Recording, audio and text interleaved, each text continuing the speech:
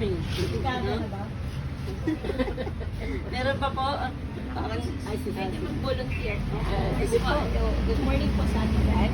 Praise God. At dinala po tayo ng Panginoon dito. Ako si Sis Cherry. Cherry po. Yes. Ang full name ko, Maria Cristina po. So, kahapon po nag-cancel na ako ng mag ngayon kasi may battle din sa work. So, parang discouragement comes. But then sabi ko, Lord, gusto kong evangelism. So, sabi ko, bigyan mo ako Holy Spirit. Isingin mo.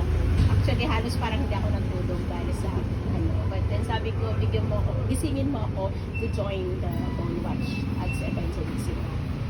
So, nabulutin na po ako ngayon to testify for the glory of God that through our prayers, God can shift the situation. So, yung second ko pong anak, bumili ng ticket papuntang Macau para mag-tour at maghahanap daw sila ng kaibigan niya ng work doon. So I try to communicate with Brother RV Kapsad para to ask, and then he asked yan, what are the situation. But as a mother, hindi po tayo komportable kasi unang-una gusto natin yung safety ng anak natin. So without telling me, nagbitaw na siya ng mga pera sa red ribbon, sa mga showman niya, sa mga ticket niya, andun na lahat. But we keep on praying, so I ask the warriors, praying sa sitwasyon ng anak ko. Of course, bilang nanay, gusto ko siya magkatrabaho kasi sa dito, parang nagsawa siya how the toxic people treat the way, alam mo sa work, gano'n. Sabi niya, masawang-sawa na ako sa Pilipino. Parang ganun yung ano na niya eh. Gusto ko nang, he's only 24 years old.